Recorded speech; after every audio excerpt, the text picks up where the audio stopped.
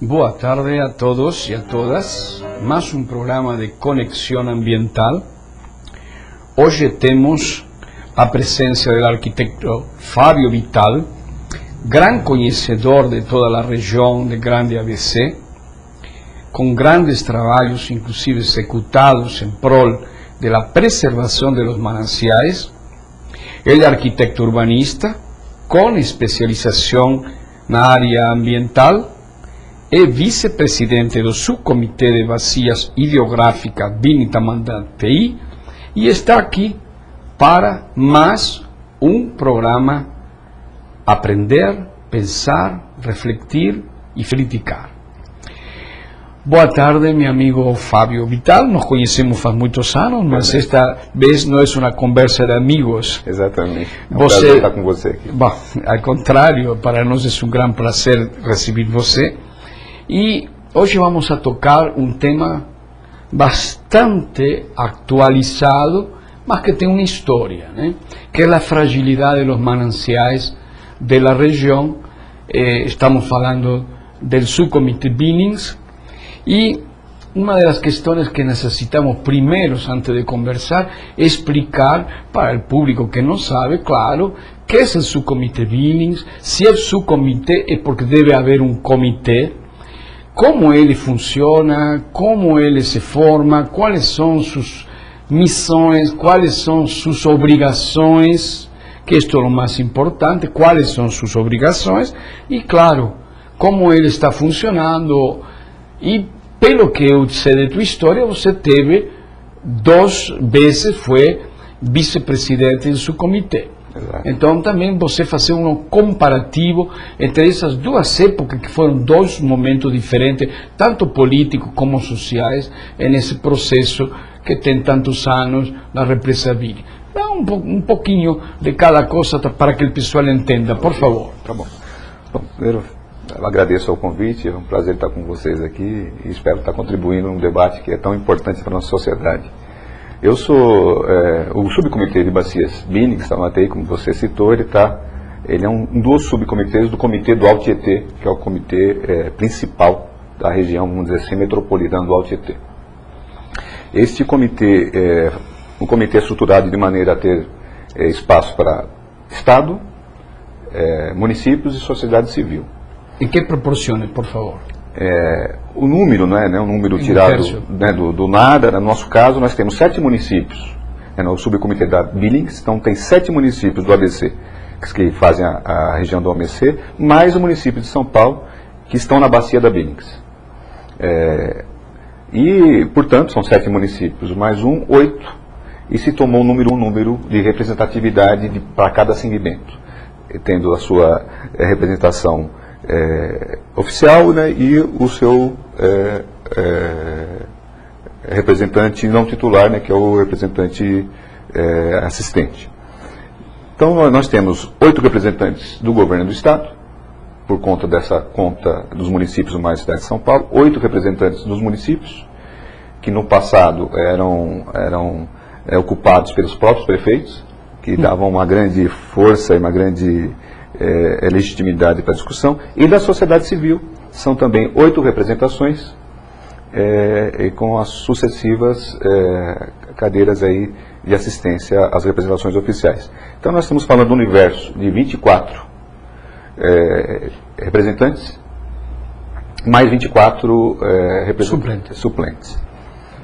O objetivo do comitê não é pequeno, né, é grande, é discutir todas as intervenções que afetem a bacia hidrográfica da Billings, sejam de natureza econômica, de impacto social e de própria preservação ambiental. É um formato que é trazido da França, né, dos comitês gestores de bacias que aconteceram por lá, foi trazido ao Brasil, uma iniciativa muito interessante, muito importante, instituída através de lei, né, e é uma discussão que envolve esse colegiado. Qual é o intuito dela? É trazer o olhar do governo do estado, uma instância maior, o olhar dos municípios e também o olhar da sociedade civil dentro de uma discussão que não é fácil, é muito complexa, como você está dizendo, quer dizer, se reunir uma bacia hidrográfica da Billings e num manancial que é metropolitano, refém de todas as pressões econômicas, urbanas e sociais, de uso do solo, enfim, para essas áreas, e ao mesmo tempo achar um fio condutor nessa discussão que possa preservar os mananciais, que são estratégicos para a região metropolitana, que possa dar uma linha de desenvolvimento para eles e que possa promover também inclusão social, proteção ambiental e desenvolvimento econômico. Nós estamos falando, no caso da região da ABC, que a área de preservação da Billings, ela compõe mais da metade da região da ABC. Então, se nós quiséssemos dizer que o ABC é mais verde do que urbano, estaríamos falando a verdade, né? E como ele está ligado à área urbanizada, então nós temos aí contradições, conflitos muito difíceis, né? Eu tenho dito antagonismos, muitos e tenho dito assim que os grandes problemas da Billings, eles nasceram fora da Billings. Né?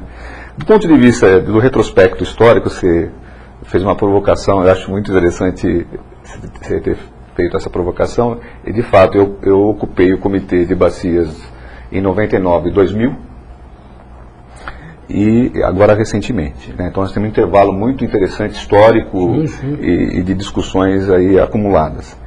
Naquele momento, eu vejo com bastante saudosismo, inclusive, uma participação intensa da sociedade civil. Havia uma disputa grande pelas representações dentro dos espaços da sociedade civil. Como eu disse, muitas vezes eu acompanhei discussões com os prefeitos, acompanhando a discussão do subcomitê de bacia, e do governo de Estado, secretários de Estado, dando aí a sua participação pessoal nessas instâncias. Era um momento de estruturar esse comitê, esse modus operandi novo, né, dentro de uma lógica de criar uma governança para ações que não são só de âmbito estadual, não só são de âmbitos municipais, e a sociedade civil, com toda a legitimidade e conhecimento, porque nós estamos falando da sociedade civil acadêmica também, a sociedade civil industrial, enfim, da sociedade civil moradora nos mananciais, que tem acumulado de experiências pessoais e profissionais a trazerem também a compor esse debate junto com os entes governamentais. Foi um momento que eu entendo muito interessante, discussões muito calorosas, mas que se entendia buscar um senso comum das ações naquele momento na região da Billings, que fazia-se aí pelo menos 20 anos, 25 anos, que não havia nenhuma ação legal, né, promovida numa bacia tão importante para a nossa região. Muito bem. Passado esse período de afastamento até que eu tive dessa discussão, vamos dizer, direta, né, eu acompanhei sempre indiretamente, e voltando agora, eu assim tive, confesso, uma decepção, né, pelo baixo protagonismo, né, da sociedade civil, da desarticulação, uma desmotivação dos municípios a enxergarem aí um espaço de articulação institucional importante para grandes obras, ações e projetos conjuntos, políticas, inclusive política, naturalmente, e do governo do Estado também uma desarticulação, né? O governo é uma máquina muito grande, né? Quer dizer, ele funciona quase que setorialmente independente. Então, algumas obras que impactaram a região, como o Rodoanel e outras, que aconteceram de uma maneira setorial, obras de drenagem, enfim, tantas outras ações importantes que ocorreram nesse período na bacia e que, pelo histórico e pela a nossa experiência final aqui nesse período, constatação de terem sido feitas de maneira setorial, né? Apesar de acumulado de muito tempo de estudos, de universidades que fizeram a sua contribuição nesse período para ter umas ações agregadas, ações com maior resultado do ponto de vista prático, e otimizar os recursos, né, porque são obras sempre, se falarmos em obras, são obras caras, vultosas, que necessitariam de estar articuladas dentro de uma ação metropolitana, dentro de um projeto metropolitano, dentro de uma ação conjugada e harmonizada. Infelizmente isso não ocorreu, apesar de projetos e de estudos que davam esse lastro para ser dessa maneira, por uma questão de um vício, talvez político nosso brasileiro, né, do poder, quem manda mais determina como fazer, e dos grandes recursos envolvidos, os interesses políticos que estavam por trás desses recursos também.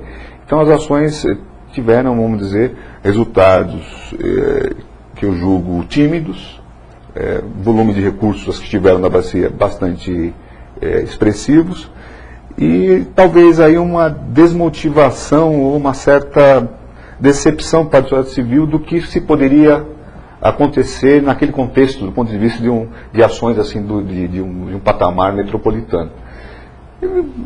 O que aconteceu foram obras, eu acho, localizadas, ações pontuais, de resultados, como eu disse, tímidos, e o próprio protagonismo, a história da sociedade civil nesses últimos 10, 12 anos, dentro da lógica nacional, da política, dos grandes projetos, das grandes discussões, eu acho que ela foi se desmotivando bastante.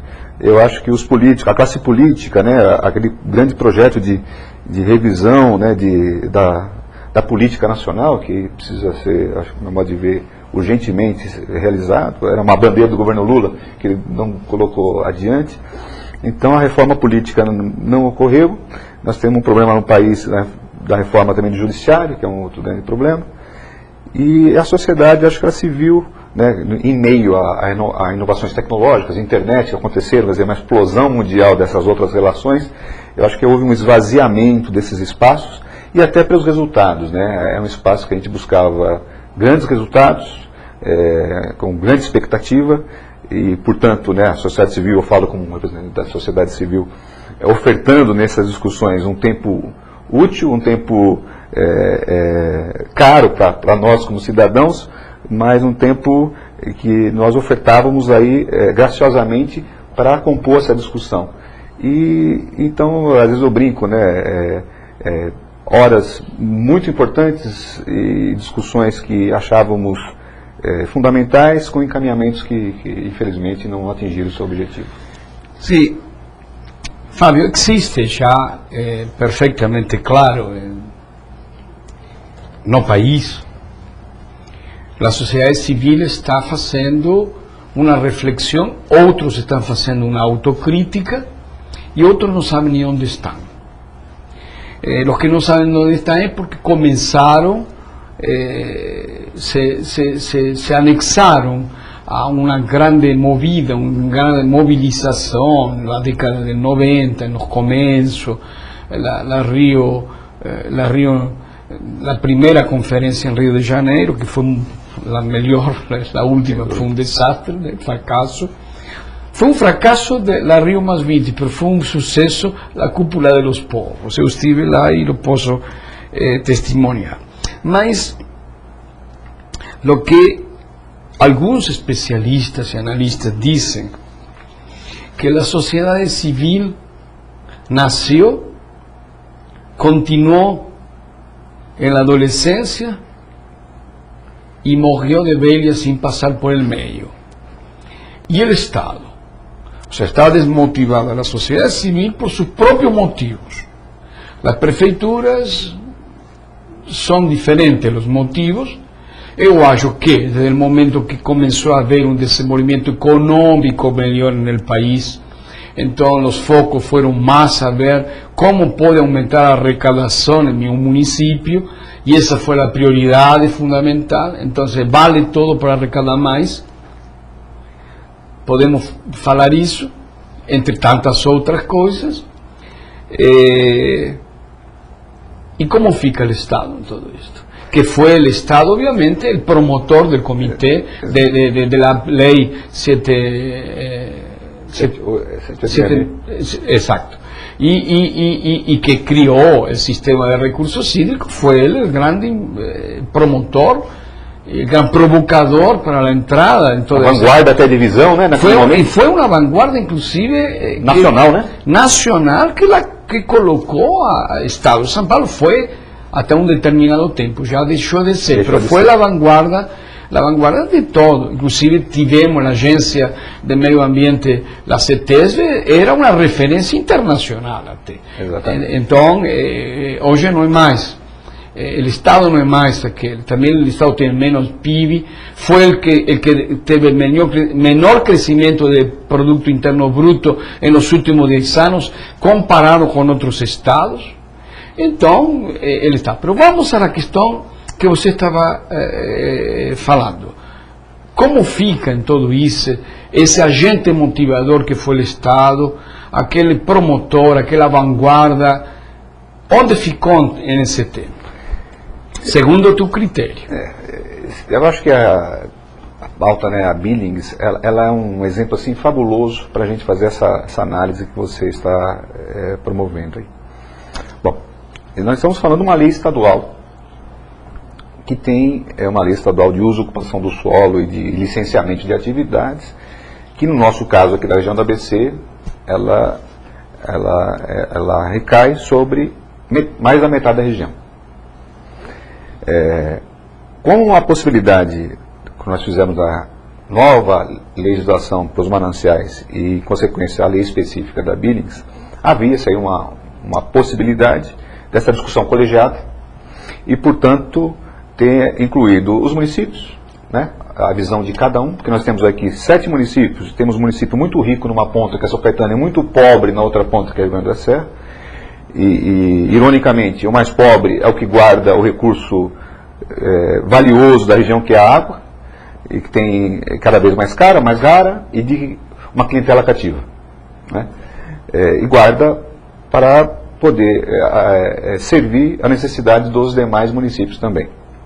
Muito bem. Y disculpa, y Mauá, que es el más rico, es el que tiene el polo petroquímico. Exatamente. O sea que estaríamos hablando, o sea, por un lado está que conserva la biodiversidad y el agua en este caso, principalmente, en el otro lado tenemos lo contrário, né? Exatamente. Então, esse antagonismo. Então, a Billings, se me parece, eu vi um especialista numa ocasião fazendo essa menção, que é o único caso mundial de ter um manancial de uso múltiplo, encravado numa região metropolitana e tão rico de possibilidades e também tão pressionado por problemas e refém de alguns processos históricos.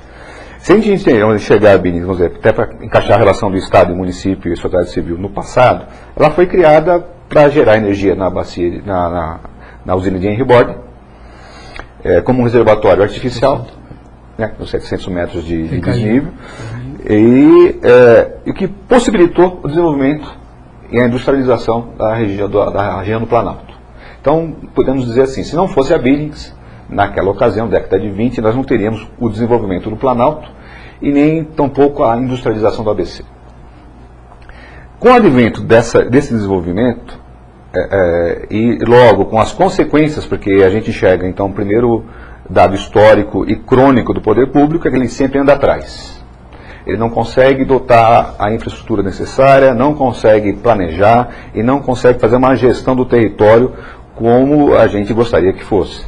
Então, sempre andando atrás, nesse período, vamos dizer, na década de 60 e 70, tivemos um grande boom de migração no Brasil, atraído até pelas indústrias aqui da região do ABC, e na sequência desse período, uma grande crise. As áreas de mananciais, nesse período, foram áreas que foram diretamente ocupadas, foram áreas que estiveram, vamos dizer, a responder às deficiências das políticas públicas de habitação, de oferta de terra e tudo mais. E já no final da década de 70 estava claro que a represa Billings, naquele momento já como abastecimento público também, então não só gerando energia elétrica, mas também podendo abastecer e sendo um manancial importante para a região metropolitana, estava passando por grandes problemas, especialmente por descarga de efluentes e esgoto doméstico.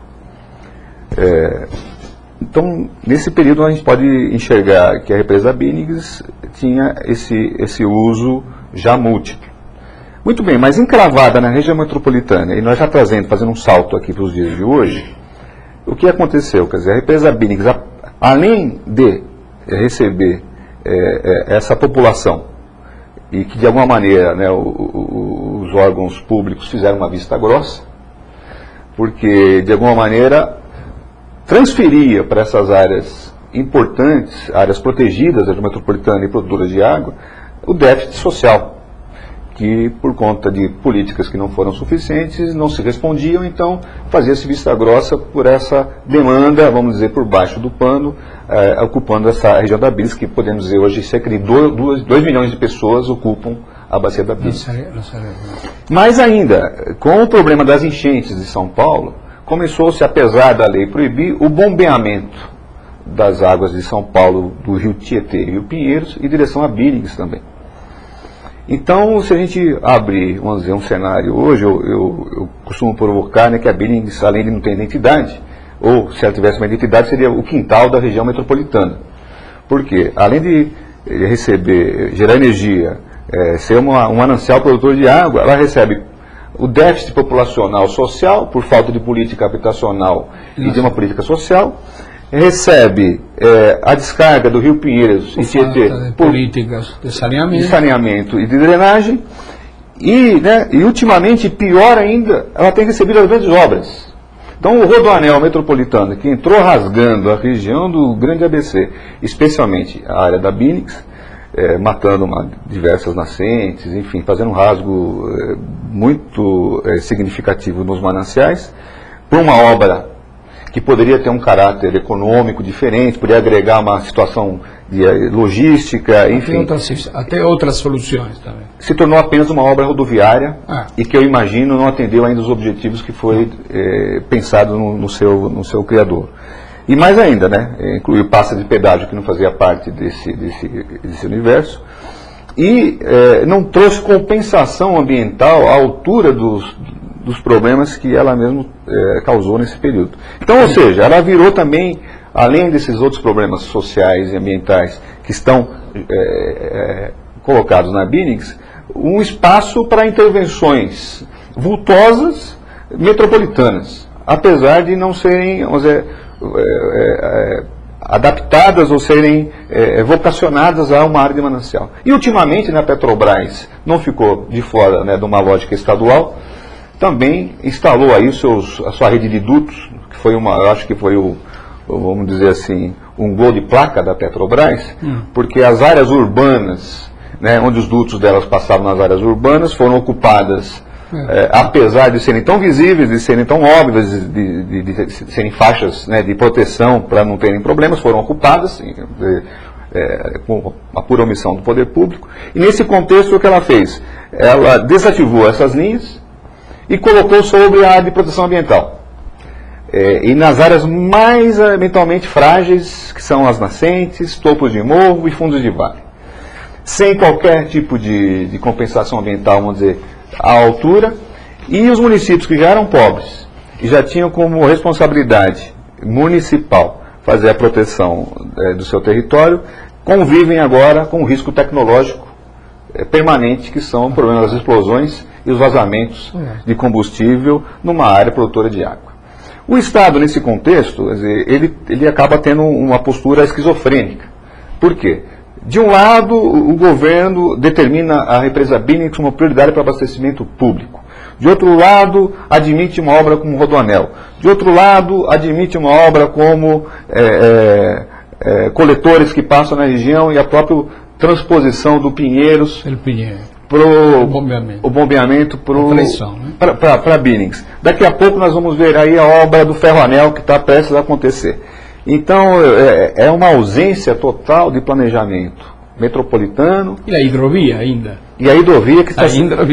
Quer dizer, então nós temos um complexo de ações que são vultosas, ações que têm um impacto direto nos mananciais bastante negativo, e que acontecem setorialmente e em lugares dispersos. Até uma vez eu disse assim, bom, se tem que ir alguma área da Billings para o sacrifício, que vá uma vez só. Então que se faça um traçado do Rodoanel, que agregue o Ferroanel, que agregue a Bitovia. Então você estraga uma faixa uma vez. E não como acontece historicamente, quer dizer, cada um faz o seu do jeito que quer e aonde quer. Desculpa, mas nós também temos um poliducto que está sendo, inclusive, submerso. Quer dizer, se a gente enxerga, né, que onde a água é produzida, aonde a água, o ecossistema natural, ou para quem acredita em Deus, Deus escolheu aqui, nós vamos produzir água. Nós não temos outra alternativa de produzir água sintética, água em pó ou água em qualquer lugar que a gente queira. A água só é produzida onde a natureza, o ecossistema permite que ela aconteça. E se nós estamos matando pouco a pouco, não só aqui na nossa região do ABC, mas na região metropolitana e no país como um todo, os nossos mananciais, e buscando água cada vez mais longe, água cada vez mais cara, e água cada vez mais rara, porque ela é disputada, porque ela é uma água que está cada vez sendo menos água para as necessidades humanas, é uma incoerência total. Quer dizer, gerar energia com a água, tudo bem. Agora, poluir a água para aumentar o volume do reservatório para gerar mais energia, numa água que você não pode transferir, trocar por outra, nós não temos assim a oferta de água na região metropolitana, pelo contrário. Temos déficit. Temos déficit e temos aí uma perspectiva muito ruim, nos próximos anos. Eu acho um contrassenso. E no caso da região do ABC, a Binnings, eu acho que ela é o grande, vamos dizer, a grande matéria-prima para o futuro da região. Porque não há de se pensar uma região como a região do ABC, que tem diversas vocações econômicas, comerciais, de serviços e até de turismo, pensar no futuro dessa região sem água, ou no futuro dessa região sem a Binnings, né? E do ponto de vista local, a gente também não vê, dentro das discussões dos municípios, uma preocupação numa gestão regional. Eu faço parte aí de um grupo de pessoas aí já com uma certa idade, que vem da estruturação da Câmara Regional do ABC, do Fórum da Cidadania, do Comitê de Bacias Binnings Samoa-TI, vamos dizer, de um período que se criou instâncias regionais com a perspectiva de discutir uma regionalidade, discutir um compartilhamento de ações, discutir uma aplicação de recursos conjunta com maior propriedade e maior resultado, discutir uma governança, enfim, né? Regional e metropolitana, porque a região do ABC tem uma ligação muito grande com a região metropolitana. E o que a gente percebeu, apesar de grandes esforços, de grandes especialistas, pessoas assim, muito bem intencionadas, virou, me parece, né, a passar de 15 anos, 20 anos, uma obra de citação acadêmica e com resultados muito pequenos. Essas instâncias que não sumiram, elas estão aí padecendo, estão vegetando, por falta acho que de objetivo hoje e de ter uma condição de operacionalizar essas grandes demandas. Por trás delas, naturalmente, nós estamos dizendo que tem recursos vultosos e quando se coloca na mesa compartilhar recursos e compartilhar quem manda nos recursos ou quem divide os recursos, naturalmente nós não temos governança para nada.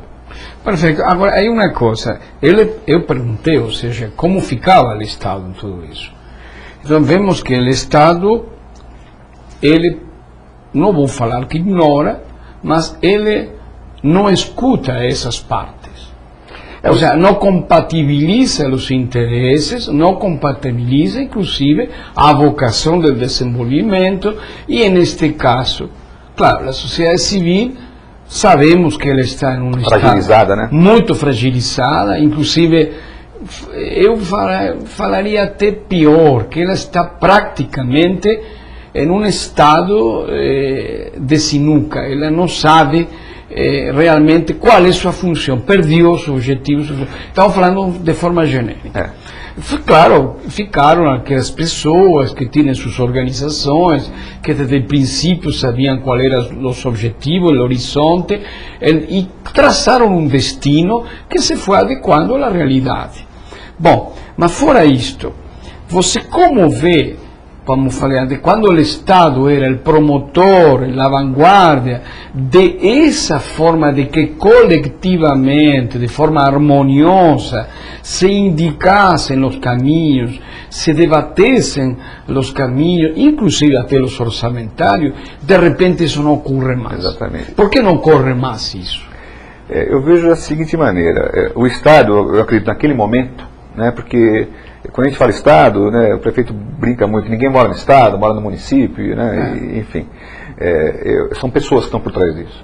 Eu acho que em alguns momentos da nossa história, pessoas brilhantes ou pessoas vocacionadas a uma visão de fato de estadista promovem algumas ações e às vezes na sequência os seus sucessores não têm a mesma... Desculpa, seria o federalismo do Estado. Exatamente. O federalismo do Estado. Exatamente. Então, a visão que eu tenho é a seguinte, naquele período que você se refere, que o Estado de São Paulo era o grande promotor dessas iniciativas, extraordinário. colocava o primeiro escalão direto nessas grandes discussões e enxergava ali saídas estratégicas para a nossa região metropolitana, quer dizer, então aí é um ganha-ganha, como nós costumamos dizer, e no meio do caminho, onde se perdeu esse Estado? Eu acho assim, quando o Estado começou a praticamente desmontar a Implaza, que é uma empresa de planejamento de Estado que dá um suporte estratégico para essas ações de planejamento,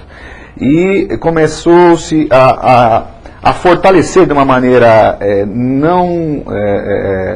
não distribuída, não equilibrada as suas várias secretarias de Estado, fazendo com uma secretaria ligada a obras, energia, tivesse uma sobreposição sobre outra, e como o Estado é uma instância muito grande, a governabilidade interna dessa instância é muito difícil, né?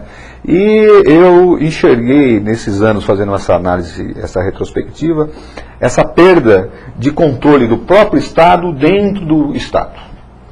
Então, algumas secretarias acabaram sobressaindo em detrimento de outras, alguns projetos simbólicos, alguns projetos emblemáticos, até pensando eventualmente em sucessão política ou em manutenção da política do momento, ficaram sobrepostas a outros interesses.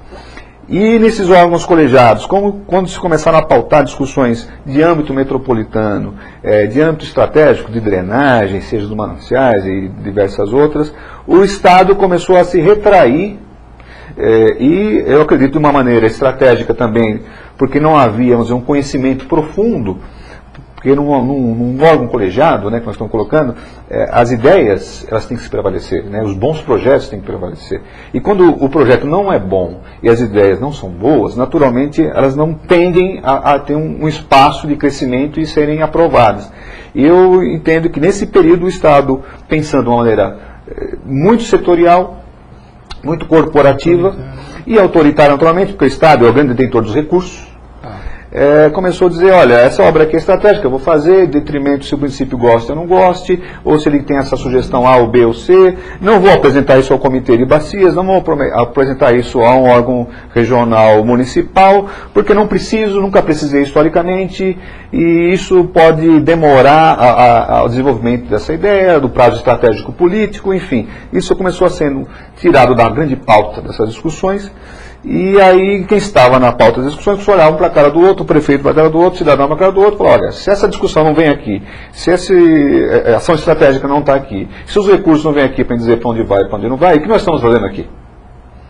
Então, acho que nesse momento, o Estado que criou, que foi promotor, que foi vanguarda, que teve à frente, inclusive, das iniciativas brasileiras, começou a dar um passo atrás, dois, e os municípios, né, que ele vai um pouco na tocada do Estado, começaram a fazer da mesma maneira. Se a gente fazer a mesma crítica do Estado, no nosso órgão regional, que seria o consórcio de prefeitos, que poderia ter uma ação integrada, que poderia ter uma ação articulada, que como teve uma história no período, também fabulosa. Cada um começou a fazer a sua lição de casa. Eu já ouvi um do prefeito uma ocasião, dizer assim, eu não tenho voto regional, portanto a minha ação prática é no meu município. Eu faço discussão regional, acho muito bonito, é belo, é lindo, mas o meu voto é local. Então, eu acho assim, muitas vezes nós temos discursos de vanguarda, nessa área nossa muito, ou uma visão de futuro, mas com práticas do passado.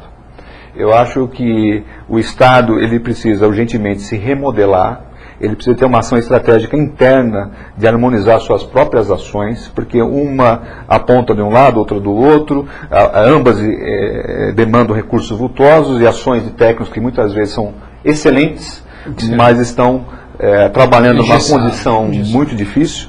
E no âmbito local, nós não temos saída para os grandes desafios metropolitanos, seja de abastecimento de água, seja de drenagem, seja de transporte, né, e mobilidade urbana, sem uma ação integrada. Quer dizer, isso já está descartado no mundo inteiro, você não consegue fazer nada sozinho. Só que as instâncias que foram criadas e o espaço que existiu para essas discussões e as consequências das discussões, infelizmente, não chegaram aos seus objetivos. A gente, como tem uma certa já vivência nesse período histórico, lamenta muito, porque eu sou uma das pessoas que sempre andei com a bandeira, né, dessa discussão regional, da governabilidade, da governança, na verdade, e de uma ação metropolitana, e até por formação como arquiteto urbanista, volta e meia eu fico decepcionado com grandes projetos, grandes iniciativas, grandes discussões que foram para a gaveta. Bem, utilizando essa linha que você colocou sobre a nova modelagem ou remodelação do Estado, indo já a uma coisa mais particular que foi o início da conversa, nesse caso, também o comitê e o subcomitê necessitariam remodelar-se? Com certeza. Assim, eu acho que nós estamos vivendo um momento do Brasil, de um ponto de vista interessante, com a inclusão social, com a melhoria da renda das pessoas, com o Brasil se destacando no cenário internacional, num momento muito crítico do outro lado, que é da organização da própria sociedade, que é a organização das instituições públicas, né? Eu acho que faz-se urgente, né? Urgente, acho que nós estamos num momento assim muito crítico nesse sentido, para enxergar esse Brasil que queremos, esse futuro que queremos, ou que poderemos ter, né? Pelas condições que nós temos aí de um país maravilhoso como é o Brasil, se não houver uma reforma política urgente, uma reforma no judiciário urgente e uma reforma nas instituições públicas, inclusive nas instâncias de participação que são estratégicas para esse cenário, vamos dizer, regional, o cenário da diversidade da população, interagir. Nós não temos solução que no passado se enxergava, que vinha importada de país A ou país B, ou que a engenharia se resolvia tudo. Hoje, se não houver população envolvida, se não houver academia envolvida, se não houver representantes do poder público sérios, preparados e envolvidos, nós não teremos solução, né? As soluções existem, estão aí, mas precisa-se de vontade, especialmente a vontade política. Na instância que você colocou como subcomitê de bacias, o próprio comitê de bacias, eu acho que é estratégico. Estratégico se a gente quiser enxergar pela história, pelo que já produziu esses comitês e subcomitês nesse período, pela contribuição que foi feita do ponto de vista acadêmico, pelo ponto de vista dos grandes debates, a virar apenas história e virar saudosismo. Se não houver, de uma maneira muito incisiva, uma reformulação, mas contundente, estrutural, na participação, no envolvimento efetivo do Estado e no envolvimento efetivo dos municípios, nós teremos apenas um espaço de confraternização e de poucos objetivos alcançados. Eu acho que você é uma dessas pessoas que vem o tempo todo acompanhando, trabalhando e dando a sua energia, a sua capacidade profissional e pessoal nesses espaços.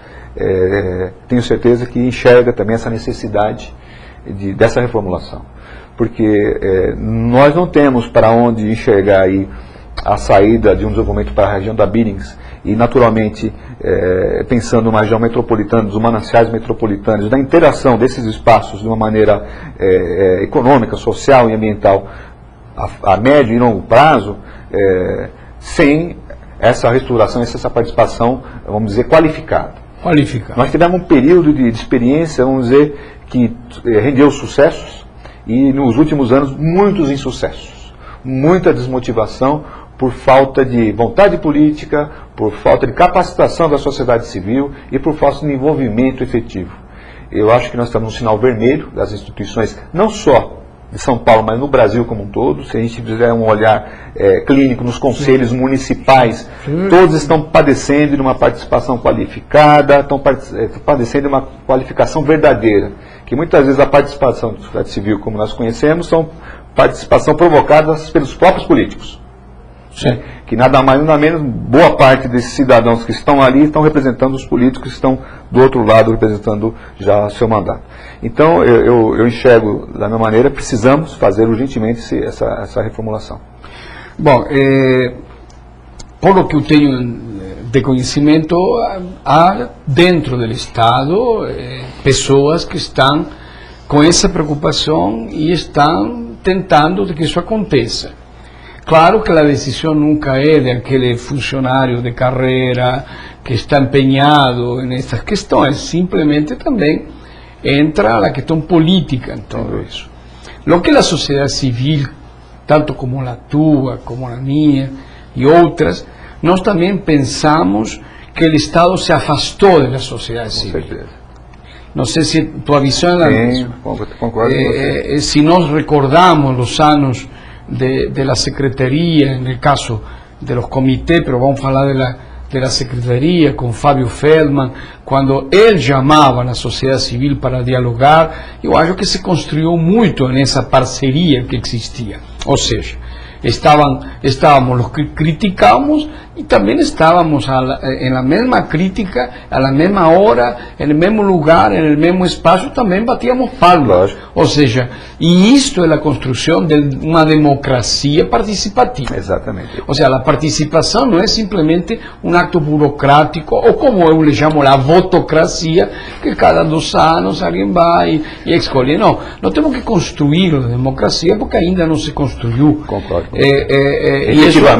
Efectivamente no se construyó. Y la propia cuestión de la participación y todo, por el momento no precisaría una ley obligar a la participación, una ley obligar una constitución que obliga a la participación, la transparencia, el control social, que está en la Constitución y no se puede discutir la Constitución. Exatamente. Entonces, no se necesitaríamos si nos tivéssemos avançado na civilização. Exato. Eu acho que é perfeita a sua colocação, Eduardo. O Estado, nós compartilhamos esse momento também histórico com a Secretaria do Meio Ambiente. Eu acho que ele começou, naquele momento, a enxergar que deveria estar próximo dos municípios, deveria estar próximo do cidadão, no sentido que as soluções não estariam dentro do gabinete, mas sim nessa configuração ampliada de municípios e com a sociedade civil, naturalmente complexa. Nós estamos falando que é um desafio pequeno, é um grande desafio você colocar todos esses entes numa mesma mesa de discussão e debate. Antagonismos, interesses diferenciados. Mas, no entanto, o resultado dessas discussões, historicamente, o resultado disso no próprias experiências internacionais, mostram que vale a pena esse investimento nesses espaços de discussão. O que a gente percebe, eu concordo com você, é o afastamento do Estado efetivamente dessa discussão, é o afastamento dos municípios também dessa discussão, e a sociedade civil desarticulada e fragilizada do ponto de vista do seu papel, do seu controle social, porque governos entram, saem e se mudam. A sociedade civil não, é aquela que está ali, que mora ali, que atua naquela região. E perde, às vezes, a perspectiva dessa importância de ela é a salvaguarda desses grandes projetos, dessas ações estruturais e não estruturais, que sobrepõem a mandatos de governo. O que a gente fica triste é que obras são colocadas, requentadas, feitas, refeitas, a custos vultosos, e a conta sempre vem para essa sociedade civil pagar. E a sociedade civil pagar que discute é uma coisa, a sociedade civil pagar fora do contexto da discussão é outra coisa. Eu acho que o Brasil precisa amadurecer, eu acho que também não tem uma democracia madura instaurada no país, precisamos construí-la, porque eu já vi a questão da participação como grandes jargões de partidos políticos, mas participação eu já vi muito evento, que era uma discussão que não tinha encaminhamento nenhum, e o participativo se tornar muitas vezes o participassivo, chegar em algum espaço, bater palma, aplaudir e ir embora, nem saber exatamente o que foi discutido. Legítimo. Então nós precisamos sair desse patamar e entrar num patamar diferente, porque o mundo impõe isso aos países que querem se tornar nações, aos países que querem ter um desenvolvimento pleno e aos países que querem assegurar os seus bens naturais para o futuro e para as próximas gerações, a terem uma ação dessa maneira. Nós não temos outro caminho, não estamos inventando a roda e estamos sendo bastante objetivos. Quer dizer, é necessário que essa democracia participativa efetivamente aconteça. E não espasmos de alguns momentos de participação ou algumas coisas que viram maquiagem para eventos internacionais muitas vezes. Não, é interessante que nós, tanto eu como você, como outras organizações, nós estamos buscando essa aproximação com o Estado. com contribuições, com ideias, com contribuições. Não é com crítica, é com propostas, com sugestões, com recomendações bem elaboradas. E eu acho que este momento deveria ser aproveitado tanto pelos municípios como pelo Estado. E é interessante, vem ao caso, porque acabo de participar da Conferência Nacional de Desenvolvimento Regional, que esta visão ela tem também nas organizações não governamentais, na sociedade civil de todos os estados do Brasil. Ou seja, que tua opinião, nossa opinião, a opinião de muitos que estamos nesse caminho de opiniões, que temos essas convergências de opinião, não são só nossas, está no Brasil todo. Perfeito. Então, quando você está colocando o Brasil, eu testemunhei isso nas horas de almoço, de jantar, nos momentos de descontração, que toda a sociedade civil, do norte a sul, do leste a oeste, ela tem essa mesma visão. Ou seja, não podemos fazer o discurso, temos que levar isso à prática. Exatamente. Por outro lado, a história da humanidade demonstra que quando os governos se isolam ou se fecham, eles próprios se autodestruem. Exatamente. Eles se autodestruem. Porque é uma só ideia que se vai afastando da realidade, da sociedade civil. E isso é interessante dizer. Desde o início que se conhece a sociedade civil, lá na Revolução Francesa quase nasce a sociedade civil organizada, primeiro autoconvocada, depois foi organizada. Ela foi a que proveía, que era a provedora, a fornecedora ao meio político das ideias e das demandas que a sociedade tinha, porque o poder estava sempre isolado da sociedade. Perfeito. Então, este é um momento histórico, eu acho. Eu o coloco como um momento histórico. Não falávamos do comitê, porque o comitê faz parte de um Estado, está dentro desse comitê a representação mais evidente, inclusive, da sociedade, que é a sociedade civil, as prefeituras e o Estado, e que seria, inclusive, uma ideia de como estão as coisas, um termômetro de como estão as coisas. Nesse, então, estado, nesse case que estamos, não necessitamos repensar toda essa questão. O sea, de lo pequeno, não digo de lo local a lo global como todo mundo, porque isso já está morto, já morreu. Agora é o contrário, lo global define lo local. É o global que define o local. A globalização nos levou a pensar dessa maneira. Exato. Então, não necessitamos, então, fazer de que a sociedade civil ela se capacite melhor. Eu acho que falta um pouco isso. Que a sociedade civil entenda melhor qual é sua função como representante da sociedade civil. Ele não representa mais ninguém que a sociedade civil. E quanto tem a ideia de quanto custa, porque às vezes tem essa ideia vaga que esses espaços também não chegam a lugar nenhum, ou que esses espaços não deliberam coisas importantes. Pelo contrário, se nós olharmos desde os conselhos municipais de saúde, de educação, deliberam recursos grandes e direcionam recursos para alguma coisa. Ou seja, as nossas vidas, a gente goste ou não goste, pense mais ou menos, dependem dessas decisões. Então, o custo da omissão de não participação da sociedade civil é muito caro. É necessário participar, inclusive revigorar a sociedade civil. Eu fico brincando às vezes que grandes conselhos que nós estamos acompanhando, ou espaços de participação, está sempre recheado de pessoas da meia idade. Então, cadê a geração jovem, cadê o elo condutor, motivador de trazer a nova geração também a compor esses espaços e fazendo seus papéis aí como cidadãos, como grandes detentores, vamos dizer, das propostas que são colocadas governo para governo. Quando você disse que os governos estão se fechando, eu acho que os governos estão se fechando mesmo, e eu acho que um fato muito clássico é o seguinte: é a falta de protagonismo. Eu acho que os governos deixaram de criar... E de liderança. E deixaram de promover as grandes ideias, de estar na frente. Os governos estão atrás. E como os governos estão atrás, eu acho que uma maneira de se blindar da própria sociedade, dos debates e dos projetos que são interessantes, é se fechar. Se fechar. Fábio, teríamos vários dias para conversar sobre isto, inclusive aproveito a oportunidade para que aqueles que sempre são fiéis a nosso programa e os que se vão fidelizando, nós estamos recebendo nos últimos programas que hemos estado aqui muitos meios que estão pedindo este tipo de participação. Os meios que estão chegando querem que nós façamos entrevista e conversemos e coloquemos as questões que estão vigentes.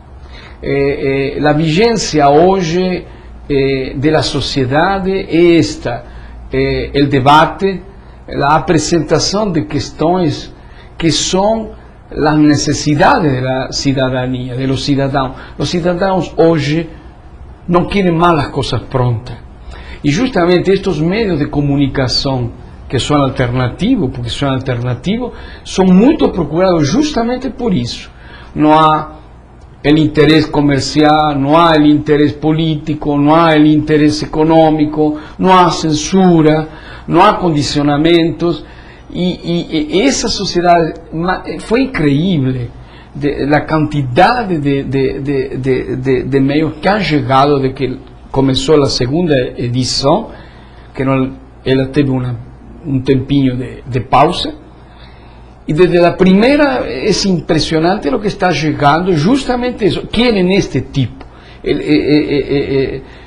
que assiste o programa quer conhecer o que acontece, por que acontece e quais seriam os caminhos para essas soluções. Não estamos aqui criticando sem abrir aquele foco da solução.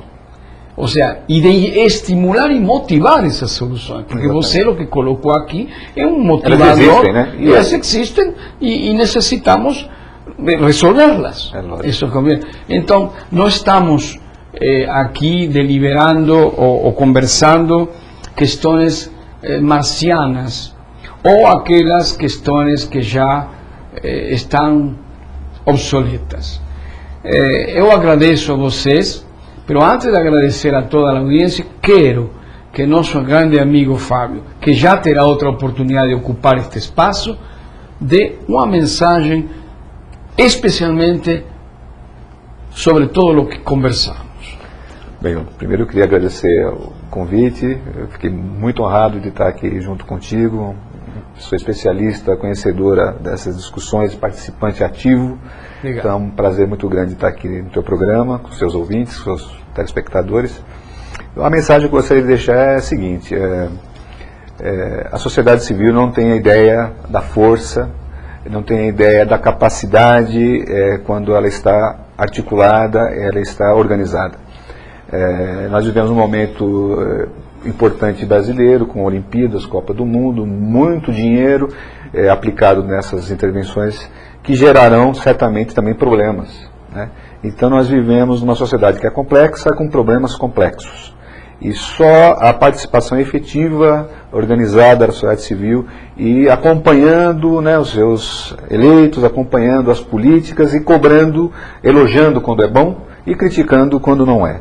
Eu acho que esse é o papel e é o recado que eu gostaria de deixar aos telespectadores, no sentido de buscar uma leitura de onde mora, do teu bairro, dos representantes que ali participam de algum conselho, dos espaços de discussão, porque são espaços abertos e são espaços que necessitam e precisam desse cidadão que está assistindo a estar compondo essa discussão, que é uma discussão de hoje e discussão do amanhã, discussão para os nossos filhos, para os nossos netos e para um país melhor, que a gente espera que esse Brasil um dia chegue lá. Vamos chegar, claro que vamos chegar. Muito obrigado a toda a audiência. Como sempre, a próxima sexta-feira, 16h30, neste mesmo canal, neste mesmo espaço, com novas entrevistas. Muito obrigado, uma boa tarde, um bom fim de semana para todos vocês.